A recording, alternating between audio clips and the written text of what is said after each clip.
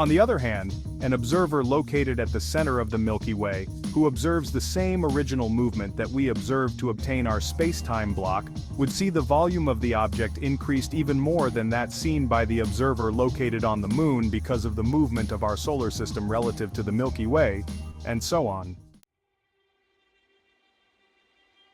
The conclusion about the most general situation possible, the biggest generalization about the space-time block, is that the volume of any moving body occupies the volume of the entire universe, which is infinite. The most general visualization of the space-time block of the movement of any physical object makes it appear that the volume of this body occupies the entire universe, which is infinite in space and eternal in time. Generalization brings us important information about physics. None of the relative views of the space-time block is truer or more correct than the others. Therefore, the important information that the generalization of the visualization of the space-time block brings us, telling us that a moving body occupies the entire volume of the universe, is that space, time, matter, energy, movement, etc. They are not really different concepts but have the same common physical nature. The most general visualization possible of the space-time block reveals the unity of physics and the universe. The unscientific Big Bang Theory. The Big Bang Theory is today among the biggest delays that a theory allegedly science can represent to the human being.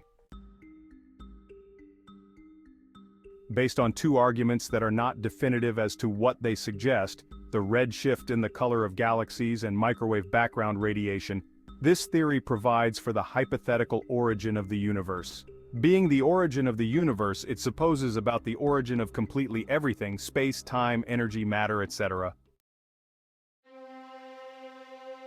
The first argument on which the Big Bang Theory of the origin of the universe is based is that there is everywhere in the universe a microwave background radiation that the authors of the theory argue is a holdover from the high temperature that existed in the early moments of the universe.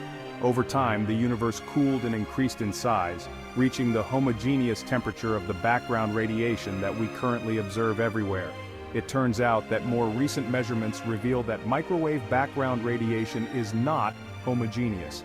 It varies enormously from place to place, behaving like any other localized force field. This observation of the enormous variation in the temperature of microwave background radiation from place to place overturns the argument of homogeneous cooling that occurred in the universe since its origin. The second argument put forward by the Big Bang Theory to claim that the universe had an origin is that all galaxies we look at show a shift towards red light, which by the Doppler effect would mean that all galaxies are moving away from each other at stupendous speeds. The authors of the theory suggest that if all galaxies show a shift in their color towards red, it is because they are all moving away from each other, and if they are all moving away from each other, there was a day in the past when they were all very close together in a volume of space smaller than the head of a pin, that's what the theory says, and that then there was a tremendous, colossal explosion that gave rise to space, time, energy, matter, etc. Due to the enormous distances that separate us from all other galaxies, any relative movement in space of any galaxy in relation to any other galaxy, no matter how small or minimal, according to Einstein's theory of relativity, causes a huge time mismatch between these galaxies, in the order of millions or billions of years. Events marked here with a date and time will be seen far into the future in other galaxies, just as when we look at any other galaxy, and we have seen it as it was long ago in the past, due to the finite speed of light traveling through space over gigantic distances.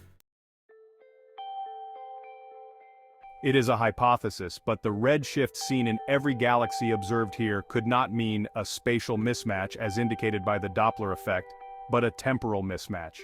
Rather than meaning that the most distant galaxies that we observe are moving through space from us at absurd speeds of millions of kilometers per hour, the redshift may simply mean that all other galaxies are very far away from us. Another hypothesis very strong is that the light loses energy in the very long journey. When crossing many force fields across gigantic distances, light would lose energy when interacting with these fields.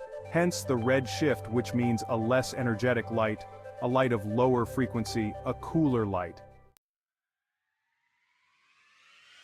Thanks for watching, subscribe to my channel, and give your like if you enjoy it.